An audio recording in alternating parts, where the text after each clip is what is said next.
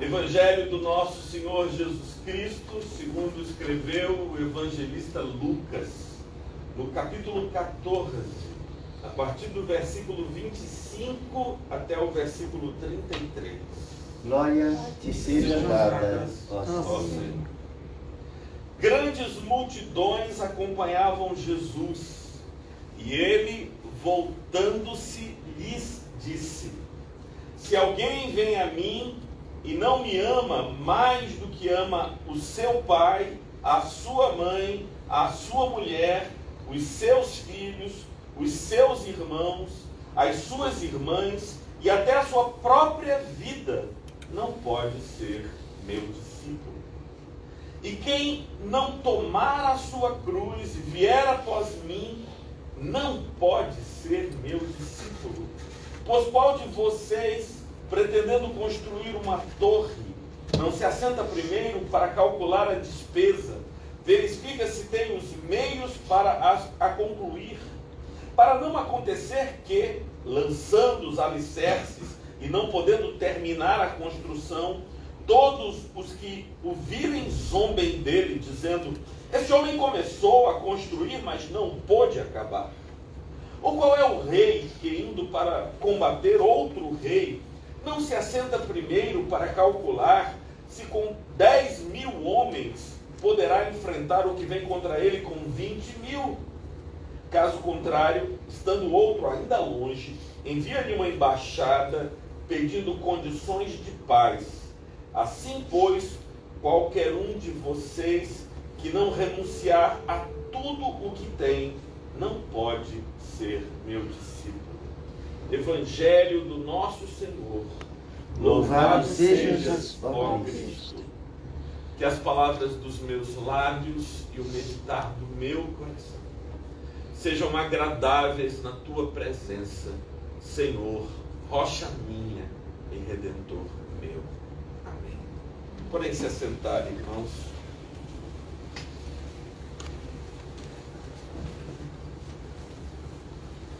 Um dos maiores críticos da sociedade contemporânea foi o sociólogo Zygmunt Bauman.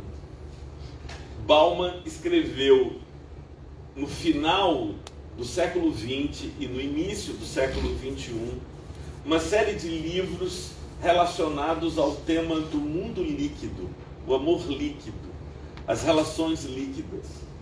A primeira obra de Bauman acerca dessa realidade estranha que a sociedade vive é uma obra ainda da década de 70, em que ele faz uma leitura de um livro escrito por Sigmund Freud na década de 10 do século XX, que era O Mal-Estar da Civilização. Esse era o título da obra de Freud, e o título da obra de Bauman era O Mal-Estar da Pós-Modernidade. Existe uma coisa estranha acontecendo na nossa sociedade. E Bauman dava exemplos desse mundo líquido, desse mundo em que tudo foi aguado, perdeu a concentração e a consistência. Bauman diz assim, em um determinado momento ele diz assim: um jovem de 14 anos tem 3.000 amigos no Facebook. Eu tenho 90 anos e não tenho 10 amigos. Nunca construí ao longo da minha vida 10 amigos. Se essa pessoa tem 3.000 amigos, a palavra amigo não significa para ele a mesma coisa que significa para mim. Compreende? A palavra amigo, ela foi liquefeita, ela foi diluída em água e ela se tornou uma coisa de consistência vaga, que pode ser mal definida, porque amigo seria uma relação com quem você pode contar, com quem em quem você pode confiar, uma pessoa que se faria presente na sua vida nos momentos de alegria, mas também nos momentos de dor e de tristeza. Esses amigos, e eu tenho 5.000 amigos no Facebook, obviamente que que não são amigos em um sentido estrito do termo. A gente diluiu esse sentido. Quando esse outro programa surgiu, ele quis evitar a palavra amigos e ele utilizou a palavra seguidores. Eu me refiro ao Instagram.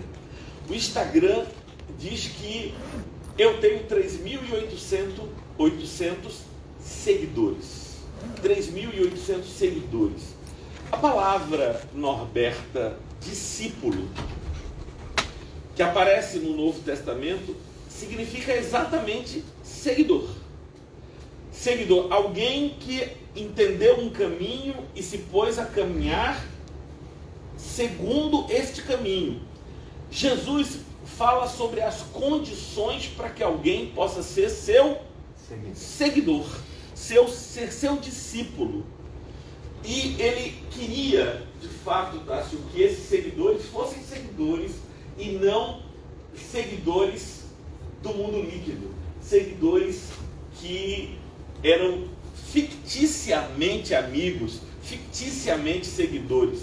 E o texto que acabamos de ler, no versículo 25, diz assim, Tainá: percebendo Jesus que as multidões o seguiam, ele voltou-se para elas e lhes disse: bem, eu confesso, Tiago, que eu ficaria contente se multidões me seguissem. Se multidões quisessem me ouvir, quisessem se engajar no caminho que eu proponho. Jesus, diferentemente de mim, Dom Filadelfo, ele quer peneirar a multidão. Ele quer trazer a verdade. Essa figura da peneira, ela é tão, para mim, para nós, tão próxima, que quando Giovana ouve falar de peneira, ela está pensando em alguma coisa para coar limão, para o suco de limão e tal.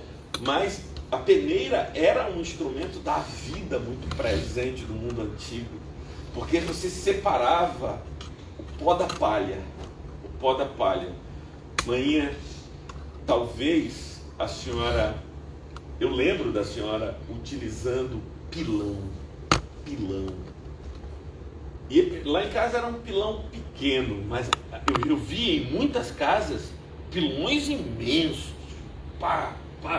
E aquilo ali era para tornar, era para moer. Tainá, você sabe por que se chama moer? É porque havia no passado uma pedra chamada pedra de Mó.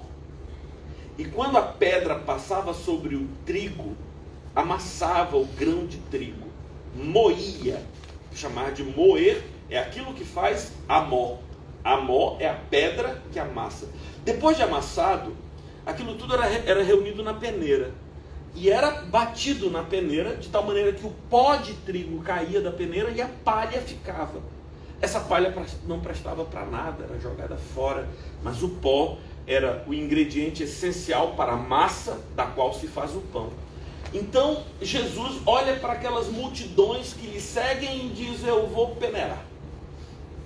Eu vou peneirar. E Valmir, essa peneira,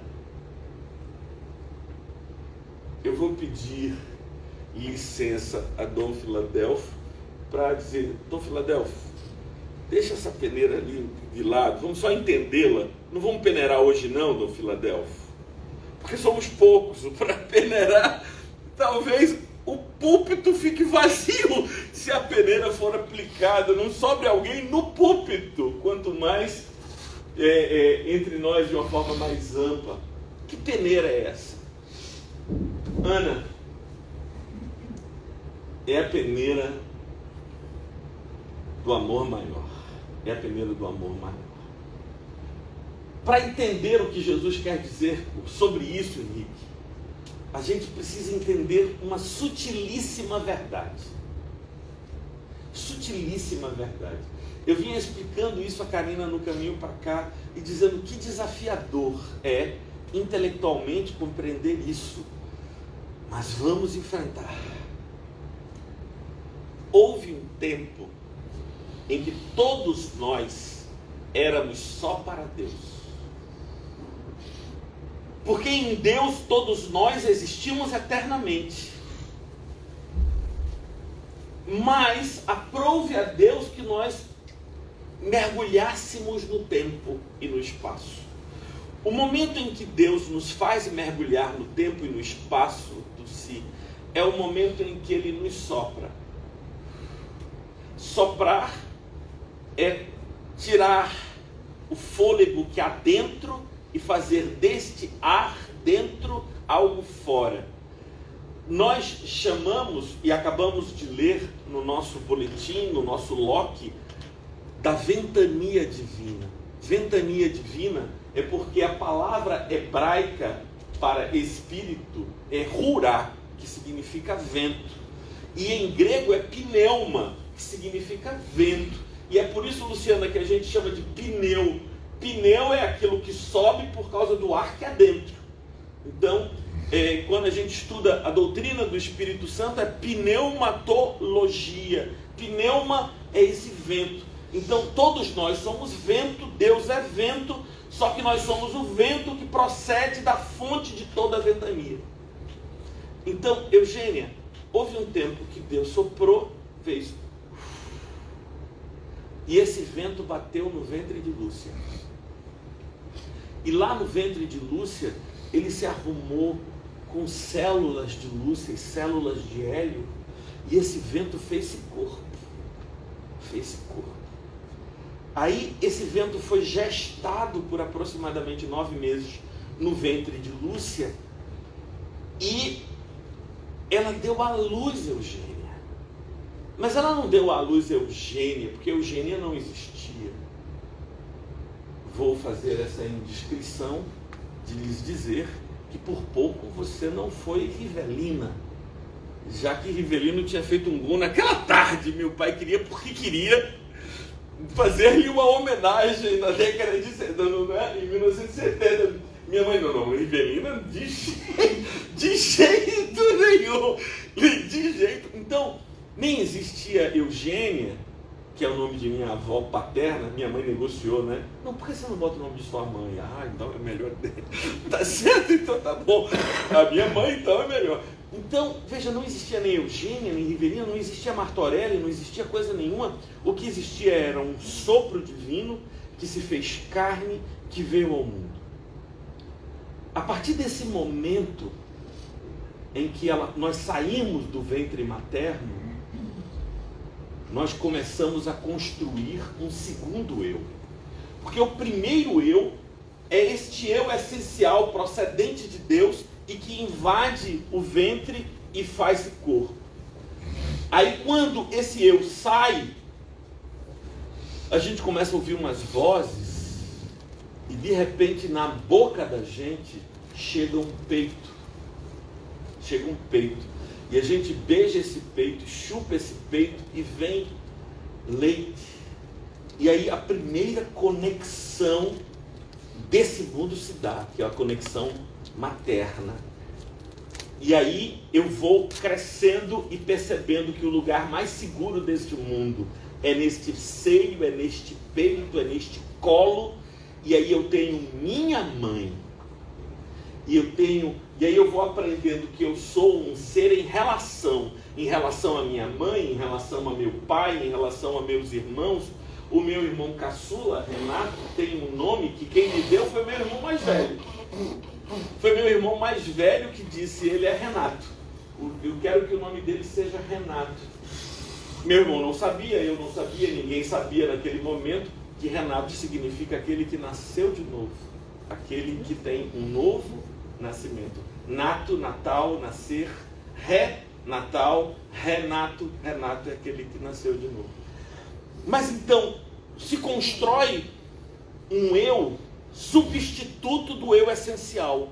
Substituto do eu essencial. O eu essencial é esse procedente de Deus, o sopro, que não tem identidades, que não tem família, que não tem pertences, que não tem nome nenhum. ele procede de Deus e ele existe em Deus. À medida que eu cresço, que eu me desenvolvo, há um processo de esquecimento do meu eu essencial e eu me apego a esse eu, que eu vou chamar, Karina não gostou da expressão, esse eu falso, esse outro eu. Amanda, sabe como é que é a palavra eu em grego? A palavra eu em grego é ego. Então há um ego. Esse ego, a palavra ego é a mesma coisa que eu, só que em grego. Então se constrói esse ego. Então eu vou usar essas duas palavras para fazer uma diferença, Tássio. O eu procedente de Deus e o ego construído socialmente. O ego é o ego que sabe que eu sou filho de Lúcia, filho de Hélio, irmão de Eugênia, pai de Tiago, pai de Tainá, pai de Giovana. Esse é o meu ego. Essas são as minhas relações que me dotam de identidade.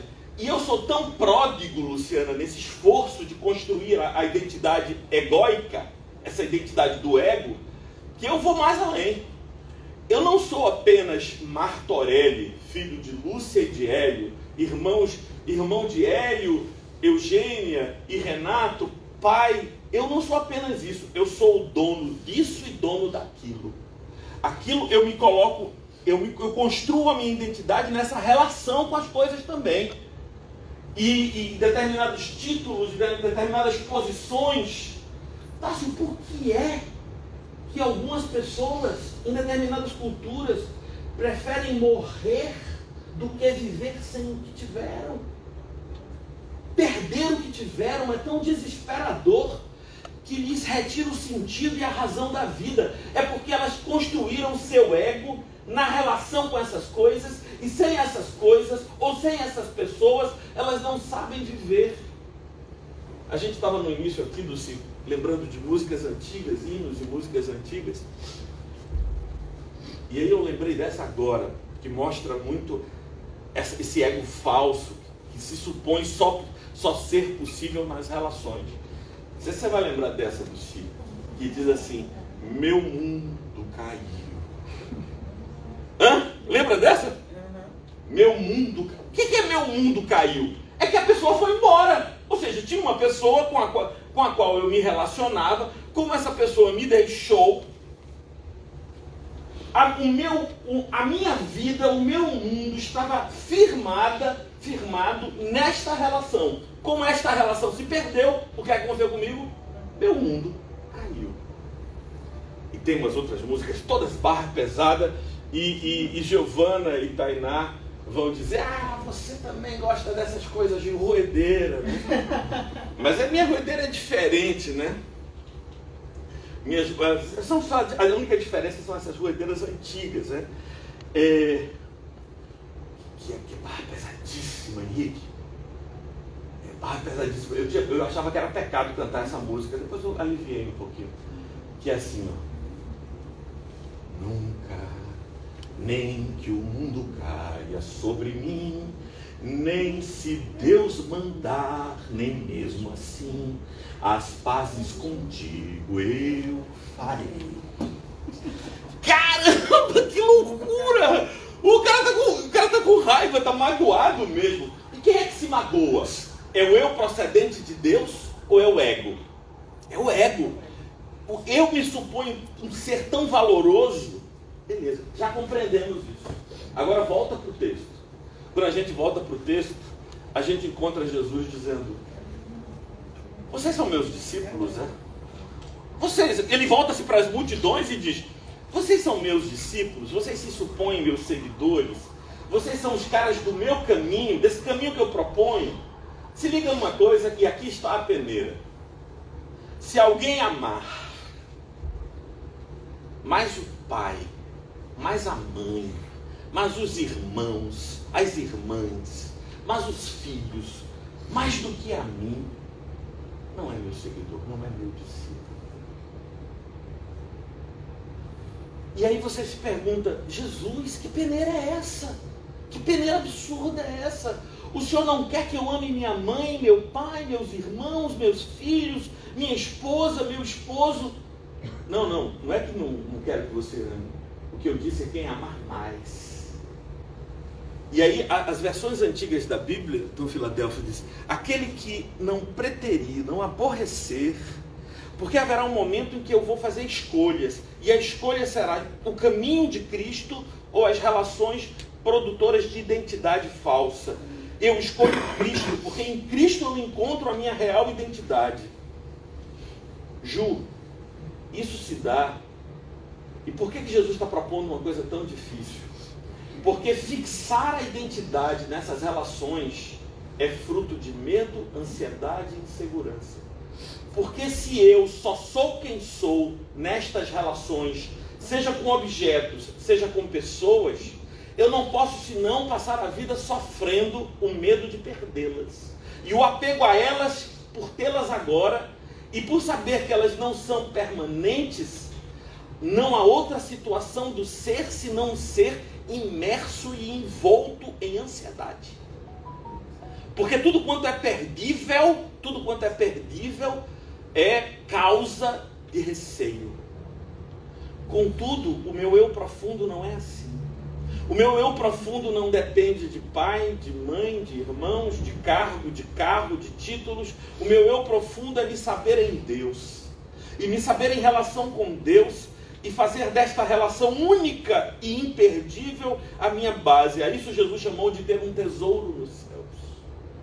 Saber que Deus é meu único tesouro e onde estiver o teu tesouro, estará o teu coração. Então, isso que parece ser difícil para a gente, o que Jesus está dizendo não é que eu corte relações com essas pessoas, mas que todas elas saibam que eu não sou o que resulta destas relações. Eu sou um ser mais profundo e livre. Esse ser mais profundo e livre existe em Cristo, existe em Deus. Se você não amar mais a mim do que a seu pai, sua mãe, seus irmãos, seus filhos, sua esposa, você não é digno de mim, você não é meu seguidor. Jesus vai mais além, Ana. Jesus disse: se você não amar a mim mais do que a sua própria vida. Quando Jesus está dizendo amar mais a Ele do que a própria vida, Ele está dizendo que eu preciso amar mais a Ele do que esse projeto que começou quando eu saí no dia 18 de fevereiro de 1968 do ventre de minha mãe e que terminará num dado dia, próximo ou distante, não sei. Isso é vida. Só que esse é um projeto que se dá no tempo, que eu devo valorizar, a cada dia viver com intensidade. Mas isso não é mais importante do que meu eu profundo, a minha consciência de relação com Deus. E perder essa consciência, abdicar dessa consciência em favor daquilo que a gente chama de vida, é mau negócio. É mau negócio. E aí eu entro no meu último tema da mensagem desta manhã, que é esta vida balcão de negócios. Essa vida balcão de negócios. Nana, se você passar a vida fazendo negócios, você vai perder sua vida. Era isso que Jesus queria que a gente evitasse. Ele diz isso a partir de duas metáforas que estão no início do capítulo 14. Ele diz o seguinte: quando você for dar um jantar, beleza, é um absurdo o que ele diz. Quando você for dar um jantar, não convide seus amigos. E sobretudo aqueles amigos que podem te dar jantares. Convide quem está na rua. E quando você for a um jantar, não ocupe as primeiras cadeiras, ocupe as últimas. Porque se você ocupar as primeiras cadeiras, você corre o risco de chegar alguém mais importante que você, e o dono da casa vai dizer: olha, chegou uma pessoa importante, essa cadeira aqui na frente, você podia sentar lá atrás, porque...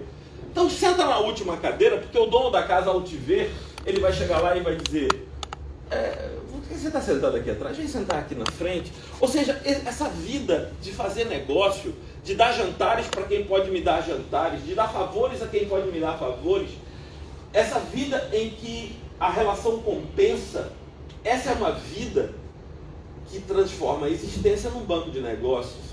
E aí você vai pensar, essa é a pergunta que quem ama não faz, Amanda, de verdade.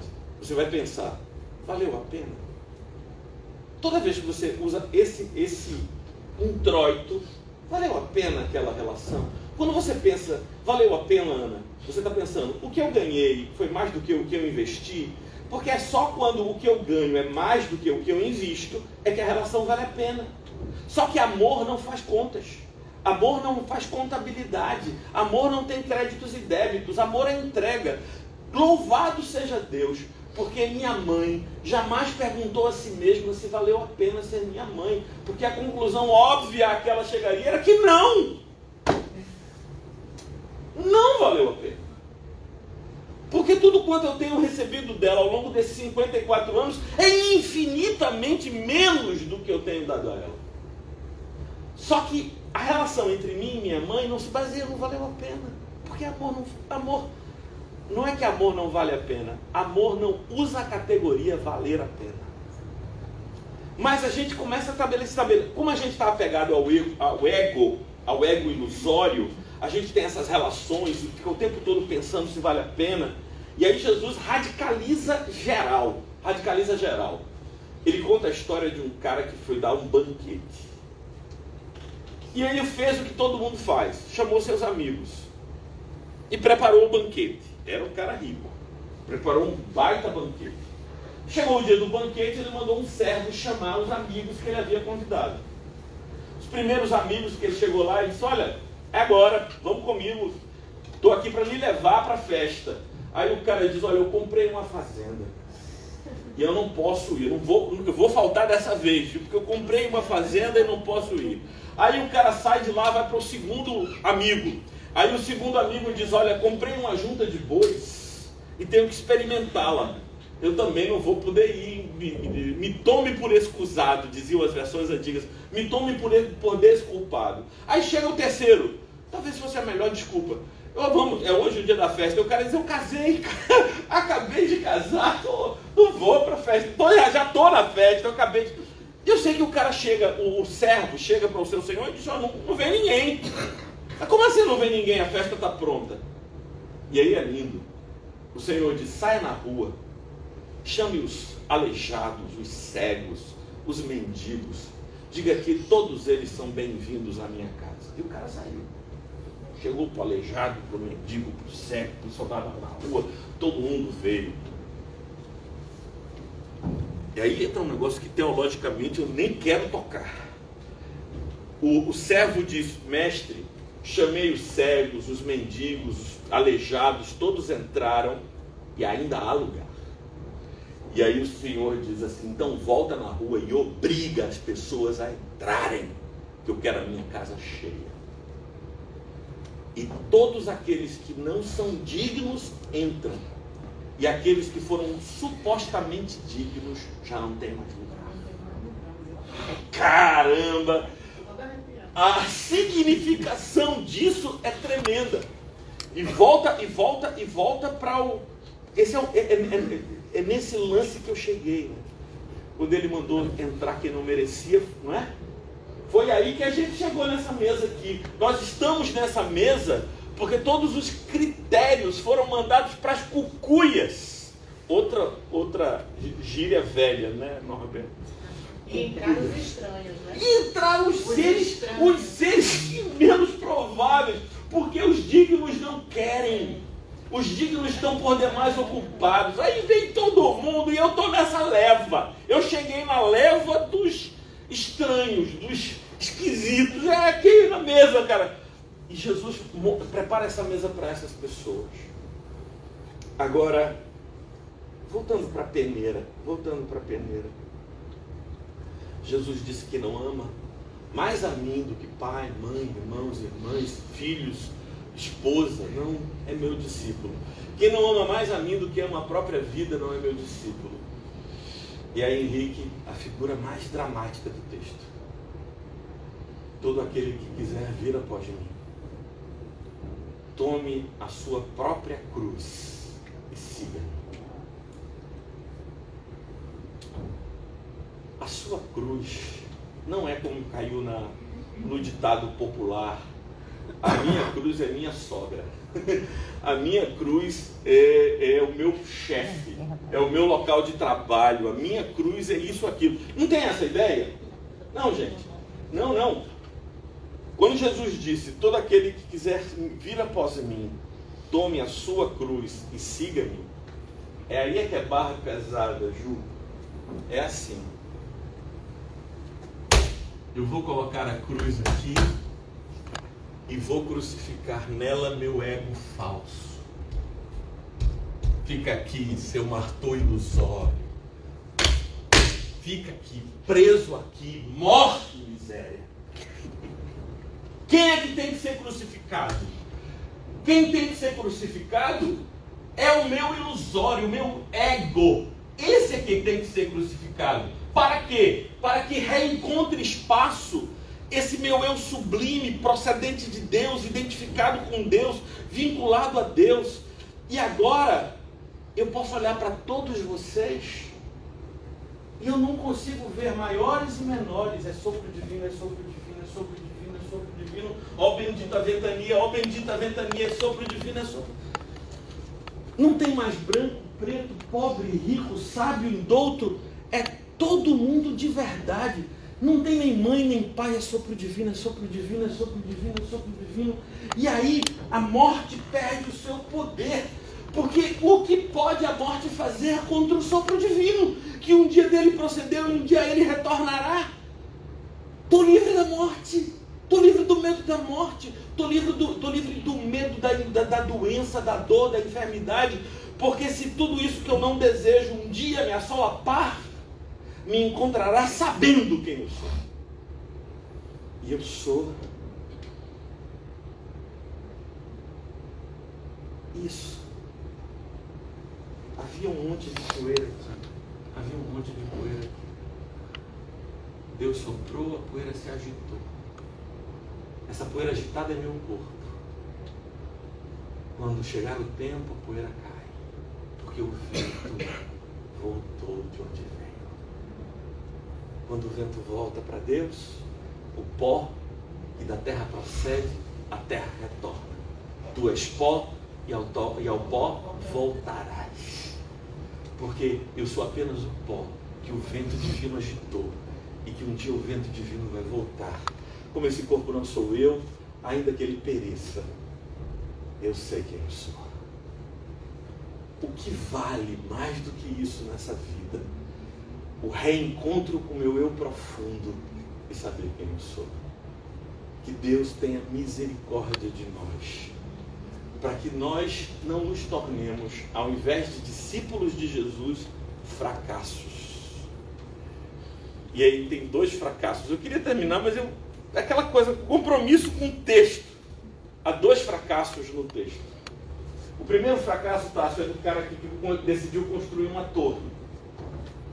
E aí Jesus diz, ninguém vai construir uma torre sem antes ver se tem dinheiro para completá-la.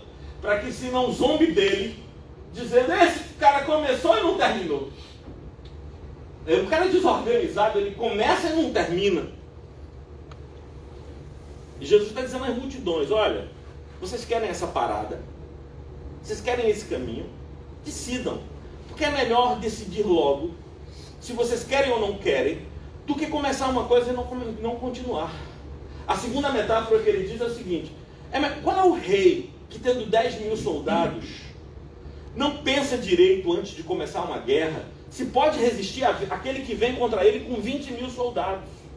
Porque se ele achar que não dá, porque o número de soldados do outro é grande demais e as muralhas não irão protegê-lo, ele manda embaixadores para negociar paz, termos de paz, ou seja, se rende, evita a guerra. Vocês querem entrar nessa parada ou não? Vocês querem entrar nessa parada ou não? E a resposta é que a maioria de nós não quer. A maioria de nós está tão identificado com meu pai, minha mãe, meus irmãos, com a minha vida, que isso é tudo que eu tenho e eu quero que continue assim. E aí eu lhe digo, cara, que pena, velho. Porque teu destino é uma vida escravizada pelo medo de perder. quem dera você pudesse conhecer o Nirvana, conhecer a libertação, a liberação, a realização de saber quem você é. E sabendo quem você é, estar livre de todo medo de perder. Vamos ficar de pé, vamos orar. Muito obrigado, Senhor, por tua palavra tão reveladora e que nos põe diante de Ti, emaranhados como somos e estamos com nossas identidades ilusórias, a partir das quais retiramos nossa segurança, nossa estabilidade, e a vida é assim, de sofrimento em sofrimento, de medo em medo, de perda em perda, de dor em dor, porque não nos fizemos teus discípulos, Senhor. Ajuda-nos pela operação do teu Espírito Santo a encontrarmos em Ti, só em Ti, o nosso eu profundo, eu livre, eu eterno, eu pleno, eu divino. E ajuda-nos, Senhor, a viver como no ensino de Jesus, eu e o Pai somos um. E que nós, Senhor, vejamos os nossos irmãos como ventania de Ti procedente, como vento Teu, como sopro Teu, e já não reconheçamos nenhuma distinção entre nós, e possamos viver o amor fraterno, o amor de irmãos. Que Tua graça seja assim poderosa em nossas vidas. Amém. Amém. Podem se assentar, irmãos.